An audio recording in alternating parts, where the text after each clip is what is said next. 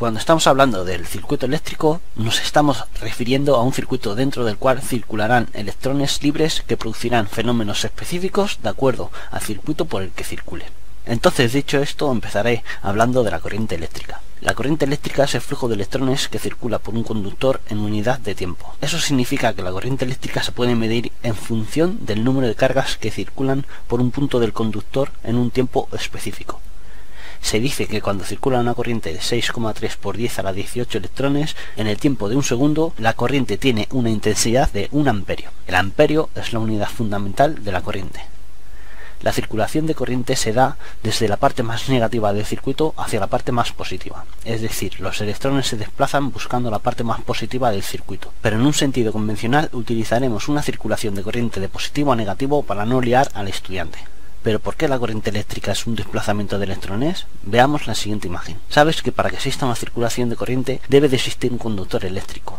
La mayoría de los conductores eléctricos son metálicos, por lo que tienden a desprender sus electrones de valencia. Recuerda que cuando un átomo perdía un electrón de valencia, se convertía en catión y que predominaba su carga positiva.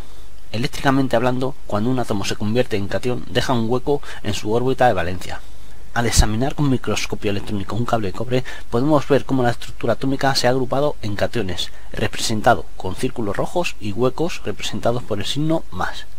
Cuando una fuerza electromotriz obliga a los electrones de una fuente de corriente a desplazarse, estos se desplazarán a lo largo del conductor a través de los huecos que ha dejado el catión, mediante el proceso de recombinación, es decir, que el electrón vuelve a rellenar el hueco dejado anteriormente, y este proceso ocurre continuamente mientras que la fuerza electromotriz se aplique al conductor. Aclarado el concepto de corriente eléctrica, pasamos a definir la tensión eléctrica. Hemos visto que una fuerza electromotriz obliga a los electrones a desplazarse por un conductor. Pues bien, la fuerza que obliga a los electrones a desplazarse es la tensión eléctrica. La tensión eléctrica se representa por la letra V, cuando se aplica a un punto específico. Así, gracias al desplazamiento de electrones, en cada punto del circuito existirá una tensión específica proporcional al desplazamiento de electrones y la resistividad que ofrece el circuito al mismo. A esa tensión se la llama caída de tensión o tensión parcial, y la suma de todas las tensiones parciales del circuito suma la tensión total aplicada al mismo, y se representa con la letra E. Lo último que necesitamos conocer es la resistencia. Una resistencia desde el punto de vista eléctrico es la oposición que ofrece un cierto material al paso de la corriente eléctrica. Volviendo a nuestro cable cobre, puedes ver que los cationes se representan sus huecos libres con el signo más, pero los cationes tienen una carga eléctrica polar debido a la diferencia de sus cargas. Por ese motivo, cuando llegan los electrones libres desde la fuente de corriente, estos deberán de vencer la carga polar que tienen adquirida los cationes del cobre, antes de recombinarse y seguir su camino hacia el ánodo de la fuente de alimentación. Como puedes ver en la imagen, los electrones circulan por el conductor mientras que siguen quedando cargas polares positivas. Estas cargas positivas que atraen a los electrones los obligan a desviarse de sus trayectorias, por lo que pierden parte de su energía cinética. Esa pérdida de energía cinética se traduce en trabajo, y el trabajo es una forma de energía que desprende calor. Así pues, cuando los electrones circulen por el conductor eléctrico gracias a la propia constitución del conductor, se generará calor en función de la corriente que circule por su interior. Cuando hablo de resistividad, estoy hablando de la resistencia física que ofrece un material al paso de la corriente eléctrica. En el anterior punto vimos el proceso físico que tiene lugar cuando los electrones circulan por un cable de cobre. Los dipolos de cobre interactúan con los electrones produciendo desviaciones del flujo eléctrico. Esa desviación es energía que se mide en forma de calor. Dependiendo del material de que esté compuesto el conductor, se producirá más o menos calor, ya que, por ejemplo, otros materiales no interactúan tanto con los electrones. Así, fijándonos en el oro, vemos que sus átomos tienen un único electrón de valencia, ya que su configuración electrónica termina en un orbital S1. Electrónicamente tiene las mismas propiedades que el cobre, con un electrón en su capa de valencia, por lo que lo cederá para alcanzar la estabilidad. Pero un conductor de oro es mucho mejor conductor que el cobre, ya que tiene más cargas eléctricas en su interior, y no le cuesta nada ceder sus electrones de valencia para alcanzar la estabilidad química. Por lo que el catión que se crea tiene una fuerza electrostática mucho menor que la que tiene el catión de cobre. Eso hace que los electrones que se desplacen por un conductor de oro se desvíen menos que en otro de cobre. Físicamente podemos hablar de resistividad como la probabilidad que tiene un conductor de conducir mejor o peor la corriente eléctrica. La resistividad se mide en ohmios. Pero aparte de la resistividad, existen otros factores que afectan a la resistencia total en un circuito. Así pues, la longitud y la sección del conductor afectan a la resistencia total, ya que una sección pequeña obligará a una concentración de electrones cuya carga negativa se repulsará con otros electrones. Esto producirá más calor y, lo que es lo mismo, más resistencia del conductor. Por el contrario, una longitud grande evitará este efecto, pero se tendrá que tener en cuenta para calcular la resistividad total del circuito. De lo dicho nos queda la fórmula de la resistividad, por la cual, conociendo el coeficiente de resistividad de los materiales, la longitud y la sección del conductor, podemos calcular la resistencia de dicho conductor mediante la fórmula siguiente, siendo ρ el coeficiente de resistividad del material, L la longitud en centímetros y S la sección en centímetros cuadrados. Así que ahora podemos calcular la resistencia que tendrá un material al paso de la corriente, como en el siguiente ejemplo. Calcula la resistividad que ofrece un metro de hilo de cobre y 2 milímetros de sección, siendo la resistividad del cobre de 0,000000017 ohmios por milímetro. Lo primero que tenemos que hacer es transformar la sección de milímetros a metros, ya que el coeficiente de resistividad del cobre nos da el valor en ohmios por metro. Por lo tanto, 2 milímetros cuadrados son 0,0000002 metros cuadrados. A continuación, una vez tenemos todas las magnitudes en la misma sección que la resistividad, se procede al cálculo de manera que R es igual al coeficiente de resistividad del cobre por la longitud entre la sección. Y teniendo que un metro entre 0,0000002 metros cuadrados es igual a 5 millones, al multiplicarlo por el coeficiente ρ nos da un valor de 0,085 ohmios. Ahora estamos en disposición de hablar de la resistencia eléctrica. La resistencia eléctrica es una cápsula formada por varios materiales semiconductores que ofrecen diferentes dificultades al paso de la corriente. Una resistencia eléctrica es un elemento pasivo que disipa la energía en forma de calor mediante el efecto Joule. Según hemos comentado anteriormente, cuando los electrones modifican su energía debido a las cargas polares del propio conductor, se produce calor, y esa es la ley de Joule. Pues bien, las resistencias eléctricas ofrecen una resistencia específica a los electrones, que se traduce en calor que disipa la propia resistencia. Así, una resistencia puede disipar hasta varios cientos de vatios de potencia si es asistida por un refrigerador. La resistencia eléctrica se mide en ohmios, y al contrario de la resistividad, sus valores suelen ser más altos. Sus componentes principales son el carbón, los metales óxidos metálicos y cerámicas, para obtener un sinfín de valores resistivos. Habiendo visto la corriente, la tensión y la resistencia, ya podemos establecer lo que implica un circuito eléctrico. Básicamente, un circuito eléctrico es un desplazamiento de electrones controlados para un fin u otro. Así podemos representar un circuito básico mediante el siguiente circuito, formado por una batería, un conductor y una resistencia eléctrica. Existe una teoría que relaciona la tensión, la corriente y la resistencia en un circuito, y es la ley de Ohm. George Ohm fue un físico que estudió las corrientes en un circuito eléctrico y estableció la ley que lleva su apellido. La ley de Ohm establece que existe una relación entre la tensión aplicada a un circuito y la intensidad que circula por el mismo, y que depende de la resistencia total del circuito. Así dedujo que la tensión era el producto de la intensidad por la resistencia aplicada al mismo. De las deducciones de esta fórmula se pueden sacar otras variables fundamentales. Así que ahora, si aplicamos valores al circuito anterior, podemos calcular mediante las fórmulas anteriores la intensidad del circuito. Dado un circuito eléctrico con una fuente de 12 voltios de corriente continua y una resistencia de 1 kiloohmio, calcula la intensidad total que circula por el mismo despreciando la resistencia del cable. Simplemente tenemos que aplicar la fórmula de la intensidad directamente. Sabemos que la intensidad es igual a la tensión dividida entre la resistencia. Pues si el circuito es de 12 voltios y la resistencia es de 1000 ohmios, nos quedará una intensidad de 0,012 amperios, o lo que es lo mismo, 12 miliamperios. Ahora comprobaremos con nuestro programa Livewire que ese es el valor correcto. Insertaremos un amperímetro ideal al proyecto para ver si el resultado del cálculo coincide con el que he realizado. Cuando pulso play puedes ver que se aplica la misma intensidad de corriente que la que he calculado, tanto el circuito es correcto.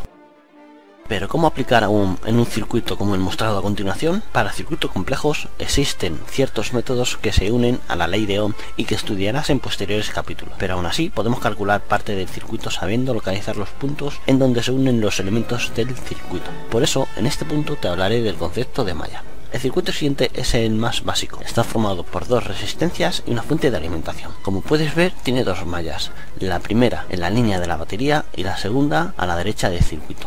Este circuito es un circuito en paralelo resistivo, ya que las dos resistencias que tiene el circuito están alimentadas por el mismo terminal de la batería y tienen sus terminales en paralelo. Si separamos las mallas y calculamos primero la malla de la batería, no tendríamos problemas con la resolución. Sabes que circula una corriente de 12 mA, pero observa que la batería se conecta en paralelo con la resistencia R1, y al ser R1 la única resistencia de circuito, la tensión que se aplica a R1 es la misma que aplica la batería, por lo que se crea una diferencia potencial en R1 del valor de la fuente de alimentación.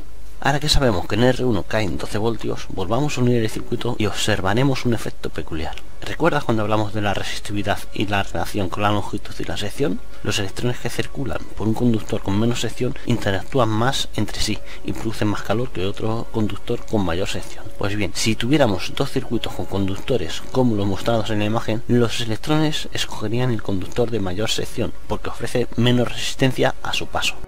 En un circuito con resistencias ocurre lo mismo. La mayoría de los electrones circularán por una resistencia de menor oposición, pero como ahora en el circuito de la batería se conecta a dos resistencias en paralelo y de igual valor resistivo, la corriente se divide en partes iguales, porque le da igual pasar por un ramal que otro, por lo que para cada ramal circulará la mitad de la corriente. Y como la batería se aplica a las dos resistencias en paralelo, las tensiones que caen en ambas es de 12 voltios.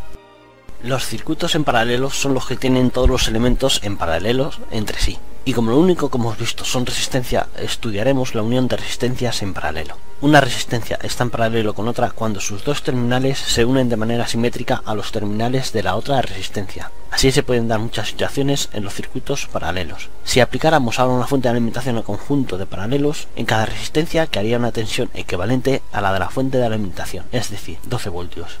De lo dicho, podemos deducir que las resistencias en paralelo, de igual valor unas de otras, producen una caída de tensión similar a la de la fuente de tensión aplicadas a ellas. También deducimos que la intensidad de corriente que circula por cada ramal es proporcional al número de resistencias iguales que exista en el circuito y que tenga la misma fuente de alimentación en paralelo. Así, por ejemplo, sabiendo que por una resistencia pasan 12 mA, si existen 9 resistencias, la corriente se dividirá entre 9, por lo que por cada resistencia circulará una corriente de 1,3 mA, como puedes ver en el vídeo. Pero puede ocurrir que las resistencias que están en paralelo no sean del mismo valor. Entonces, ¿cómo saber la intensidad que va a circular por ellas? Para resolver este problema, lo primero que tienes que saber es calcular la resistencia total del circuito. El cálculo de resistencias en paralelo es muy sencillo si se aplica la fórmula universal para dicho fin. Supone el siguiente circuito. Estas dos resistencias se podrían sustituir por otra resistencia equivalente si se realiza la resistencia total del circuito. Así, si se sustituye por otra resistencia equivalente, el circuito tendría esta forma. Para calcular la red total se aplica la siguiente fórmula cuando el circuito solo tiene dos resistencias en paralelo. Así, volviendo al anterior circuito y sabiendo que R1 vale 1 kiloohmio y R2 vale 2 kiloohmios, realizamos la operación y nos queda una resistencia total de 666,6 ohmios. Ahora imagina un circuito con tres resistencias en paralelo. La anterior fórmula sigue valiendo, pero tendrías que calcular el primer grupo de las resistencias R1 y R2 y el resultado aplicarlo a la resistencia R3. Y así continuamente si se fuesen aplicando más resistencias en paralelo. Pero existe otra fórmula que lo resuelve teniendo en cuenta todas las resistencias. De tal manera que ahora, aplicando la nueva fórmula, podemos deducir la resistencia total del circuito. Calcula la resistencia total del circuito siguiente. Para realizar dicho ejercicio tienes que tener en cuenta que los denominadores no son iguales, por lo tanto tienes que hacer el mínimo común múltiplo para poder realizar la suma de fracciones. Por si no lo recuerdas, el mínimo común múltiplo son los comunes y no comunes elevados a la máxima potencia. Así que lo primero que hago es factorizar el valor de cada resistencia para poder calcular el mínimo común múltiplo de todas ellas. A continuación, una vez calculado, represento la operación y empiezo a sustituir los valores correctos de la operación. Como este curso no es de matemáticas, no voy a perder más tiempo enseñándote cómo realizar la operación, sino que directamente muestro las soluciones y que, como puedes ver, la resistencia total tiene un valor de 330 ohmios.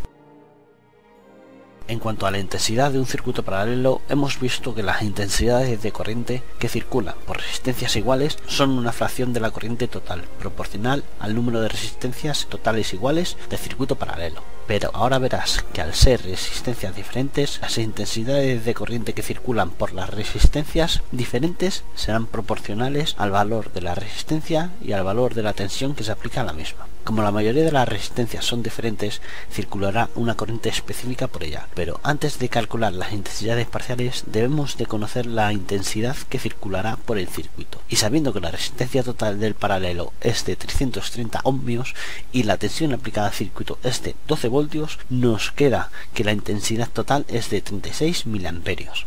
Ahora que sabemos que la intensidad total es de 36 miliamperios y que antes de la primera bifurcación tendrá ese valor, en los ramales se producirán ciertas intensidades dependiendo del valor de la resistencia de cada ramal.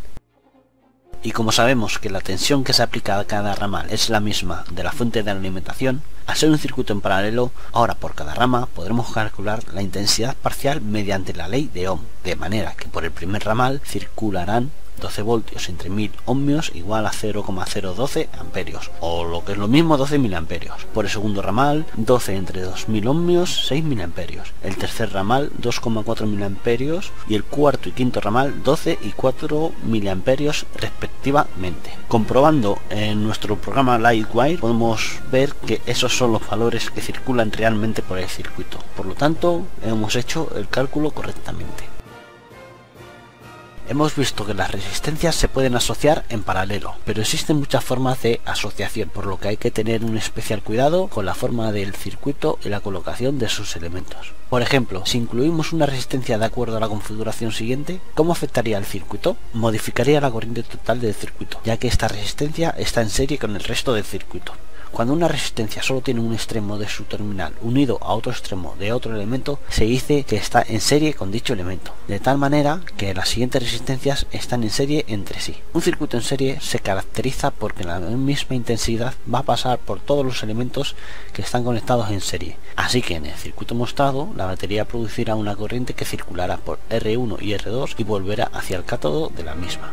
Pero ¿cómo saber la intensidad total del circuito? Mediante la ley de Ohm sabemos que la intensidad es igual a la tensión aplicada del circuito entre la resistencia del mismo. Sabemos que en resistencias en paralelo, la tensión aplicada a cada una depende de la tensión de su paralelo. Pero en este caso no se da esa situación, ya que R1 y R2 no tienen sus dos extremos unidos, sino que entre medias está la batería. En la siguiente imagen puedes apreciar mejor el efecto. Observa que tanto R1 como R2 están en paralelo con la fuente de la alimentación, y que R1 y R2 están en serie entre sí. Volviendo a nuestro conductor plano, si a un conductor con una sección pequeña le ponemos otro seguido para que circulen los electrones, al ser más largo, a los electrones les costará el doble llegar al otro extremo. Aplicando este principio a la resistencia en serie, para calcular la resistencia total del circuito, deben de sumarse las resistencias parciales del circuito, según la siguiente fórmula. Entonces, como la alimentación se aplica a R1 y R2, el valor de la intensidad será de 12 voltios entre lo que valga el conjunto serie de R1 y R2, que nos da un valor de 6 miliamperios. Ahora que ya sabemos cuál es la corriente de circuito y la tensión aplicada a las dos resistencias, podemos establecer cuál es la tensión que cae en cada resistencia. ¿Recuerdas que en los circuitos paralelos la tensión en cada resistencia es la misma? Pues en los circuitos series no lo es, ya que en cada resistencia va a caer una tensión específica. Pero eso sí, según una ley fundamental que estudiarás más adelante, las sumas de las caídas de tensión de las resistencias en serie en un circuito es igual a la tensión aplicada al mismo. Por lo tanto, sabiendo que en R1 y R2 caen 12 voltios y que R1 y R2 son iguales, en R1 caerán 6 voltios y en R2 otros 6 voltios, ya que si multiplicas el valor de la intensidad total por el valor de cada resistencia, obtienes el valor de su caída de tensión. Por último nos queda hablar de los circuitos mixtos. Los circuitos mixtos son aquellos circuitos que tienen elementos en paralelo y en serie, y por lo tanto se ha de tener mucho más cuidado a la hora de realizar cálculos con ellos. Para la resolución de circuitos mixtos, lo primero es deducir al mínimo las resistencias. Primero el conjunto del paralelo para obtener una resistencia total del conjunto y después se suma a la resistencia en serie que existan.